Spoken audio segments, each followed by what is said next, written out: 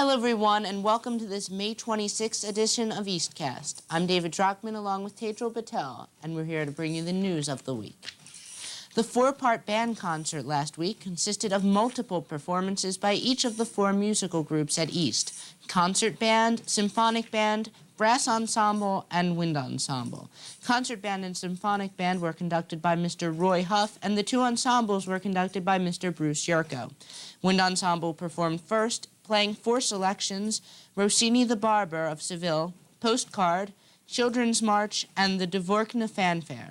The concert band played next, performing Symphonic Festival, Chinese Folk Rhapsody, and Declaration, Ballad, and Finale.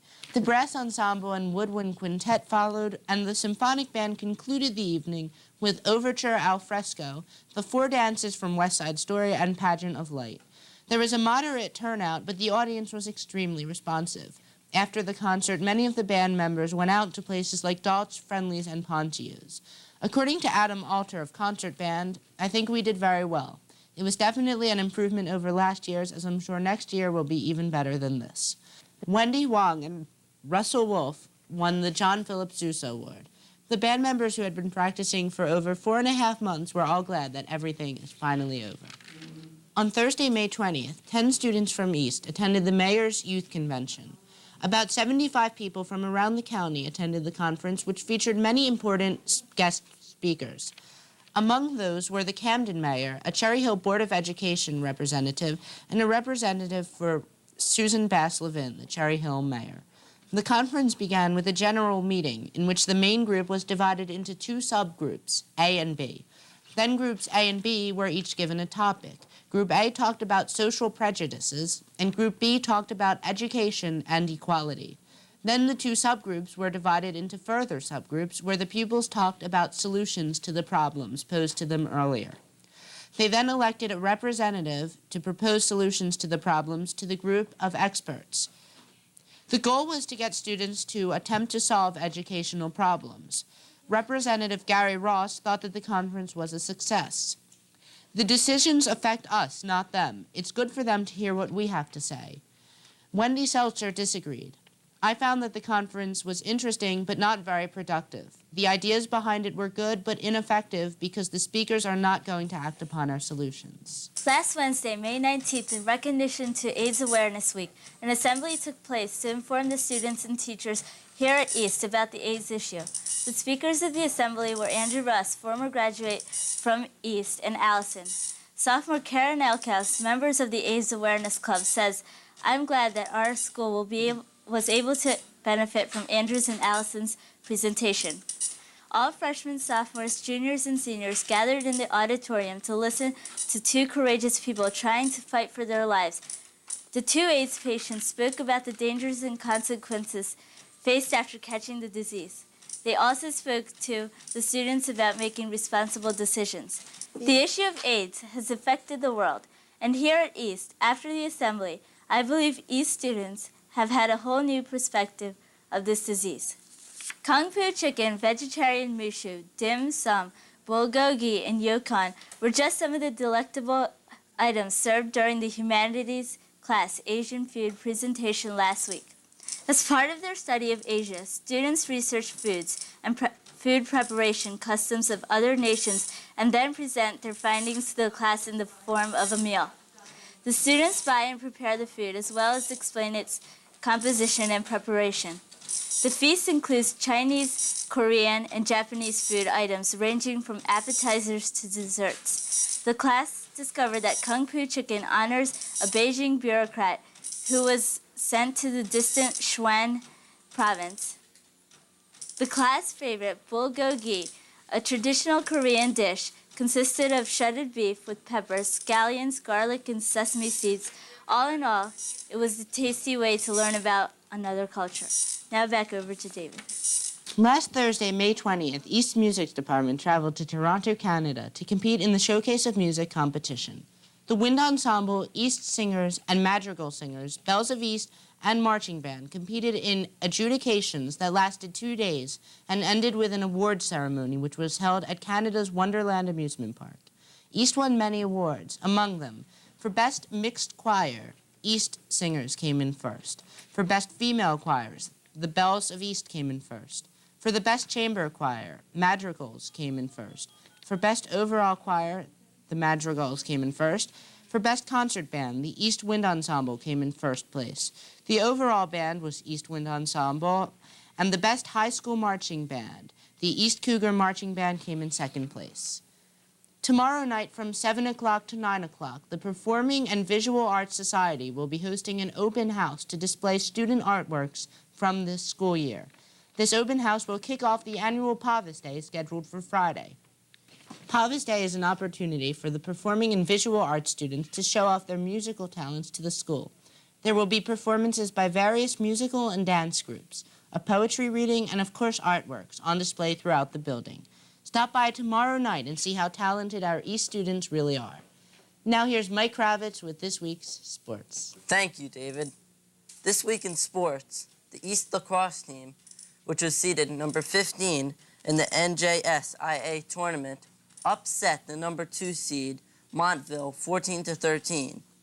Senior Jessica Lightman scored on her only shot of the day with 1 minute and 46 seconds left in the first overtime period.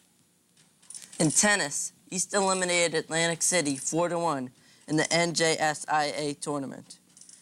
Steve Levy and Mike Agranoff won in singles, and Scott Mertz and David Lee and Jay Barbwadge and Vic Pando won in doubles. East is rated number 1 by the Philadelphia Inquirer in tennis. In softball, East lost to Eastern 4-1, and their record is now 8-9. And in baseball, East beat Eastern 7-4. David Kim had a home run. East's record is now 8-11. This has been Mike Kravitz. Over to you, Tajal. Jello was everywhere on Monday, all over students and faculty. Was there a food fight in the cafeteria? No, it was in the gym, in a ring with spectators cheering on their favorite faculty teams or student teams in Jello wrestling. Various students and faculty groups wrestled each other to benefit the home and school organization's project graduation.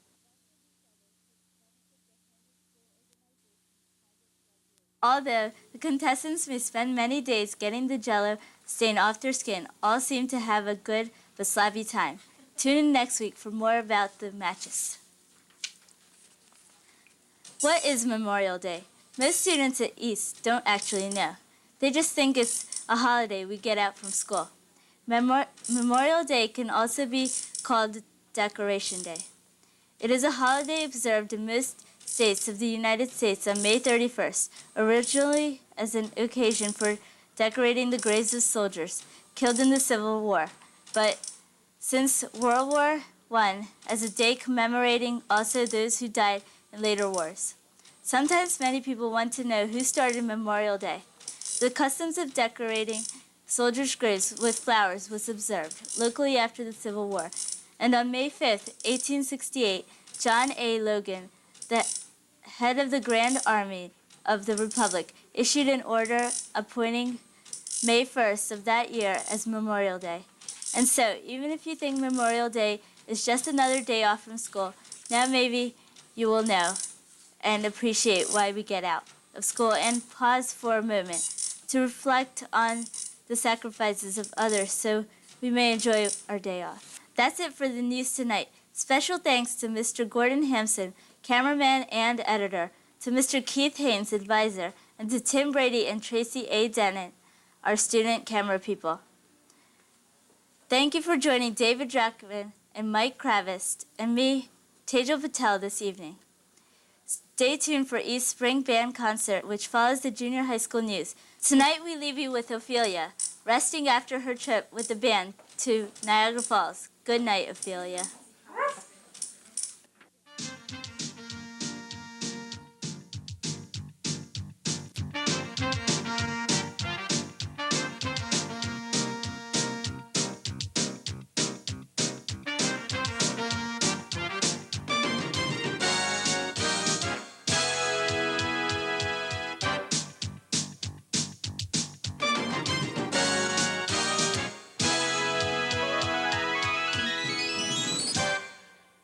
Good evening and welcome to the West Report. I'm Brian Connors. And I'm Tyler Teichman. On Thursday, May 20th, West's physics students took part in Physics Day. The annual event was held at Six Flags Great Adventure. Fun was part of the formula as kids piled aboard rides such as the Scream Machine, Free Fall, and the new Batman ride, to name a few. Over 5,000 students from the tri-state area showed up with our West students. Actually, a light turnout compared to previous years, but it's all in the name of science. West choral groups, under the direction of Mrs. Bass and the orchestra, conducted by Mrs. Kaczynskis, had its annual spring concert Monday night. Vocal workshops started the concert at 7:30, followed by chansons, string orchestra, and chamber singers. Then the award-winning string quartet performed Dvorak's Quartet No. 12 in F major, Opus 96. The famous men of note sang next, followed by the orchestra and West singers.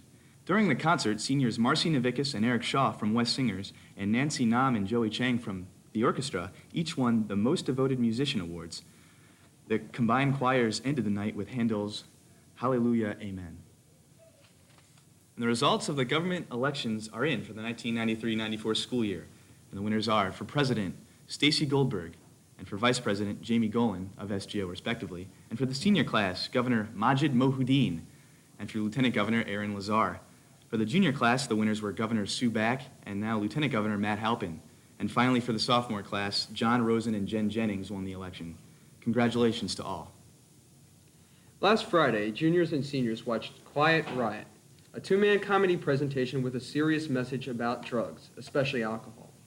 The routine involved a funny four-part story heavily laden with anecdotes and sound effects, with the message that it's up to you about drinking, and you don't need alcohol to have a fun time.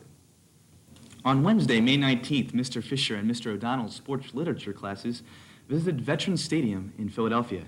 About 40 students toured the Vet, which is home to the Phillies and the Eagles, for over 2 hours. The students had a chance to see the press boxes, the Eagles' administrative offices, and even the Eagles' locker room, where famous Eagles like Heath Sherman and Mike Shadd appeared. After the tour of the stadium, the students went to Big John's, where a fine lunch was enjoyed by all. And now, here with This Week in Sports, is the infamous Dave Marica. It's baseball tournament time again, and you know what that means. It's Cherry Hill West time again. With 6 straight sectional titles and 4 straight state championships under their belt, the Lions began this year's state tournament with a 13-0 shellacking of Edgewood. Greg Peck and Pete Wasnitzer combined to allow only 1 hit in 7 innings of pitching, and Joe Correa, Jeremy Sunkett, and Chris Martini had 2 hits apiece in West's 12-hit assault. Then on Friday, the team advanced to the semifinal round of the tourney by beating Overbrook 2-0. Peck fired a complete game 1-hitter from the mound, and Brian Bianco drove in 1 run and scored 1 run offensively for West. On Saturday, the boys looked toward their Diamond Classic game against arch-rival Washington Township. However, with surprising ease, the Minutemen eliminated West from the tournament with a 13-2 win. This week, the team has a full schedule with 2 Olympic Conference games against Highland and Overbrook and 2 state tournament games. Good luck to the team in its quest for a 5th straight state tournament. The girls' softball team nearly finished off its season last week as it lost to Overbrook 6-0. The Lady Lions do conclude their season this week against Eastern. Because this is the final game for many senior softball players, I'd like to recognize them now for 4 years of dedication and hard work. Pitcher Kristen Lysak, right fielder Elena Salerno, second baseman Trish Mason, first baseman Allison Lane, utility player Emily Hillman, left fielder Lisa Mahalan, shortstop Joanna Elias, and third baseman Tracy Shannon. Congratulations to them for 4 years of stellar play. The West tennis team beat Overbrook last week 5-0. Rob Wagner, Majid Mohuddin, and Miraj Mohuddin all won their respective singles matches. Also, the doubles team of Gary Bergman and Teddy DeGuzman and the other double team of Wes Tudor and Justin Garrison were also victorious. Unfortunately, the Lions were surprisingly blanked by Shawnee in the second round of the Group 4 state tourney. On a positive note, however, Bergman and DeGuzman are one of the remaining 16 doubles teams playing to be state champs. Good luck to these talented players. Both the girls and the boys track teams finished their season with a loss to Washington Township. However, Aaron Lazar will still be shooting for state recognition in the discus this week in individual competition. And what is this? Can this be right? Yes, I believe it is. The golf team won a match last week, a 3.5 to 2.5 victory over Overbrook. Even more unbelievable, Brian Kirsch shot a 46 on a par 36 course. Way to go, guys. Well, that's all the sports. I'll catch you next week. The Home and School Association awards were given on Thursday, May 13th. First, awards were presented to students with perfect attendance. Next, senior honor awards were given by each department to the senior that they chose to honor. The Math Award went to James Kwok, Physical Sciences to Robert Wagner, Biology to Dave Hanman, History to Kim McBride, Foreign Language to Ann Ebi, English to Karen Tyson, and Phys Ed to Bruce Barker. Congratulations to everyone who received an award. The last meeting of the World Affairs Club was held after school yesterday. It was a happy ending for all, however, as ice cream was served and members talked of plans for the next year. Last Friday night, the Asian Culture Club held a culture night in the cafeteria. Food cooked from recipes throughout Asia was quickly eaten by the large turnout, which then moved en masse to the volleyball courts in the gym. A fun time was had by all. And speaking of a fun time, here's a reason to celebrate from Brian Connors. Chag Sameach. Happy holidays. And what do you know, today is one of the happiest days on the Jewish calendar.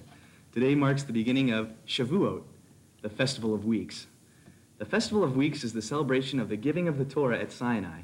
The celebration is called the Festival of Weeks since it is 7 weeks after the second day of Passover. The Festival of Weeks is one of 3 Jewish festival holidays, the others being Passover and Sukkot. In ancient days of the Temple in Jerusalem, Jews would count 49 days starting on the second day of Passover. These days were known as the counting of the Omer. While the days were counted, sacrifices were brought to the temple. Also, many Hebrew school students are confirmed on this day. This is Brian Connors with this week's Reason to Celebrate. Happy Festival of Weeks, and a Chag Sameach to all of you. And now on a more serious note, interims were handed out yesterday, so parents, be sure to take a look on how your kids are doing. Attention sophomores, there are still 3 tickets available for the Great Adventure Trip on Saturday, June 5th. Tickets will be sold on a first paid, first sold basis. A completed permission form must accompany your payment of $28. Also, PAVIS will be held on Friday, May 28th during all periods. And last but not least, the senior prom will be held on Saturday, May 29th at the Bellevue Stratford in Philadelphia. Please stay tuned for the East Spring Band concert following the junior school news. Thank you and have a good night. Good night.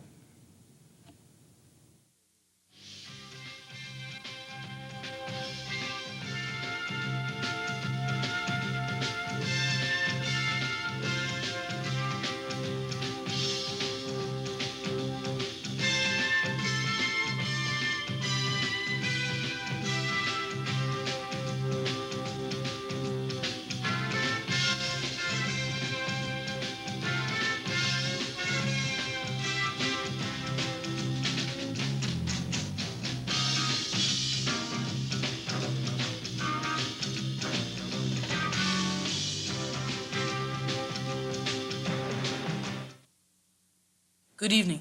I'm Dave Zochman, and welcome to Carusi News.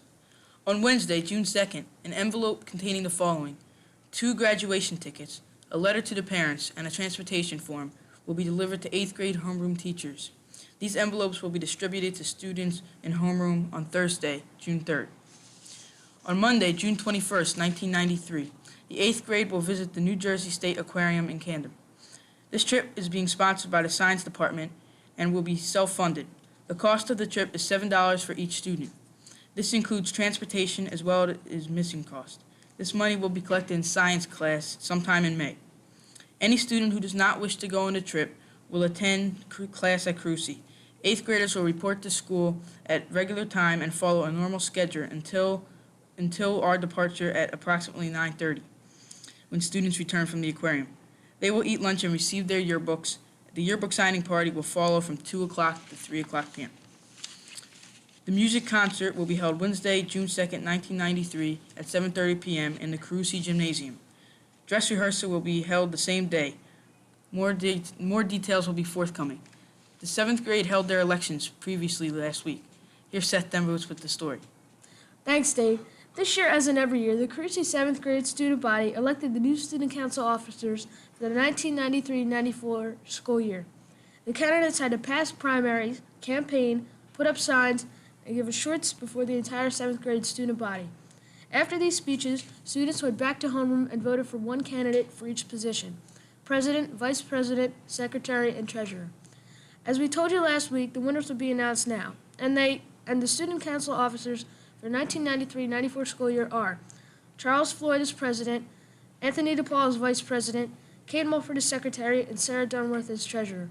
Congratulations to all the participants, and especially to the new officers. Back to you, Dave. Thanks, Seth.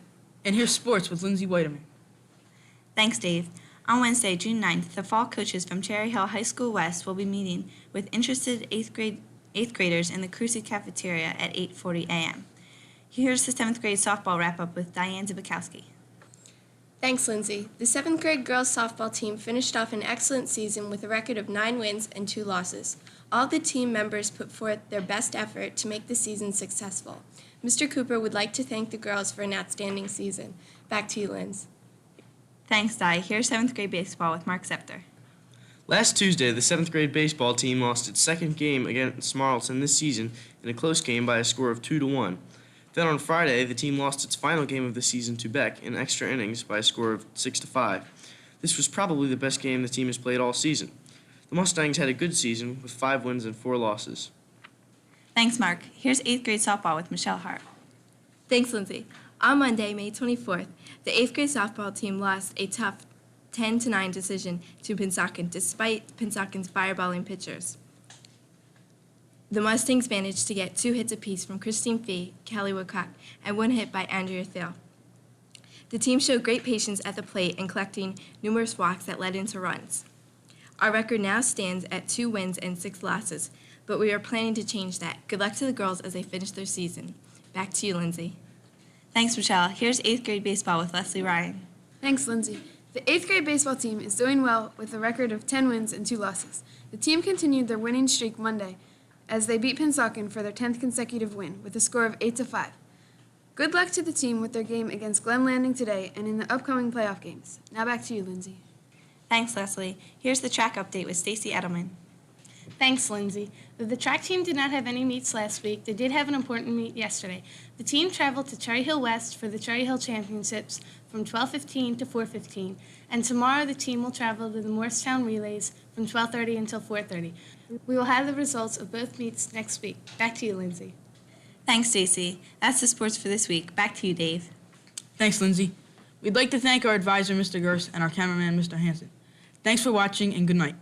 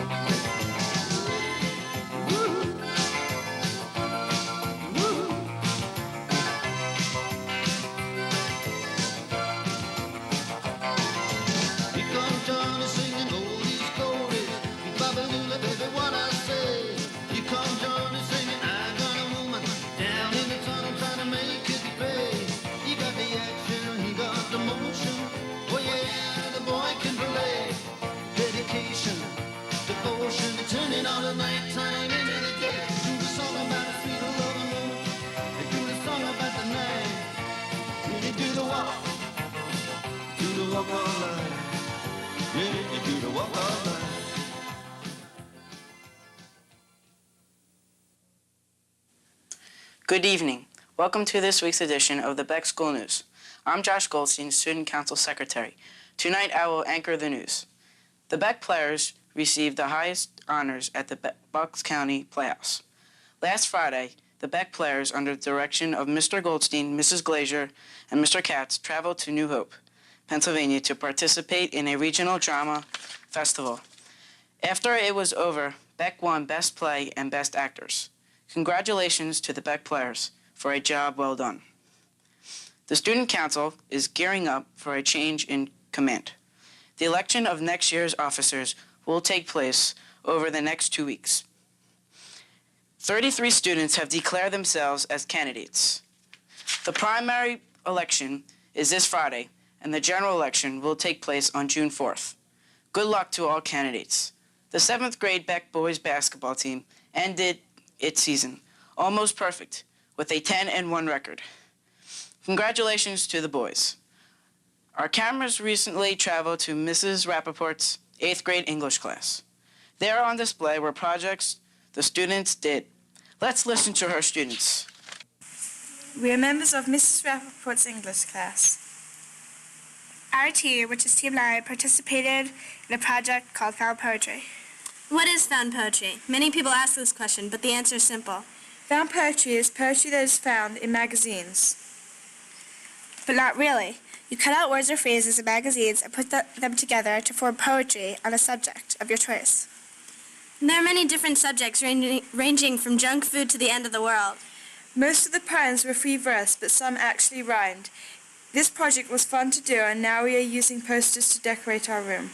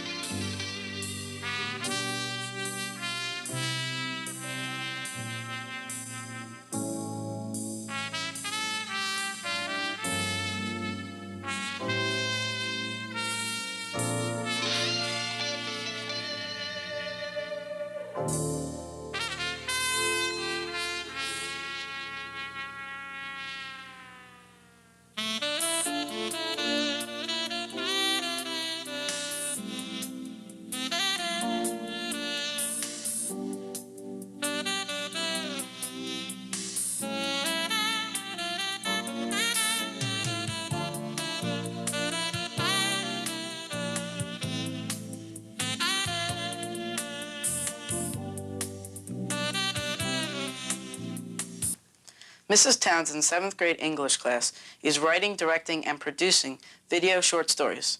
The plan is to complete 12 video stories and to present them to the entire team. Let's look in on some outtakes. Penny boy have amends to make with the moose. And as for the rest of you, remember, bullies come in all sizes, big and small. All right, everyone, back to class. Yippee-ki-yay, get along there, doggy. What's that old hayseed doing in here? Don't I have a right to be in here? Let's not argue over that. There's a more important issue we must discuss. Mr. McDonald, we got a business proposition for you. What kind of proposition? We'll give you $1.2 million for your land. I don't care how much you give me. I built that farm brick by brick and I ain't selling. But your farm is smelling up our neighborhood. Hey, you move next to me, I didn't move next to you. And if you got a problem with it, you should do something about it. Could you bring me one for Lencher's Pies? I've heard so many great things about her pastries. And there are so many to choose. I don't know which one. The very best. Pierre, you know. Oui, oui, monsieur. Bon appetit. This is marvelous. Could you get me the recipe? I don't know what I can do. I kind of feel sorry for Doug. Nah. Who are you? I'm Doug, and I tried Miracle Grow. Isn't it wonderful? Yeah! You two can have new hair for just $6.99. Well, good night, folks. We're running out of time.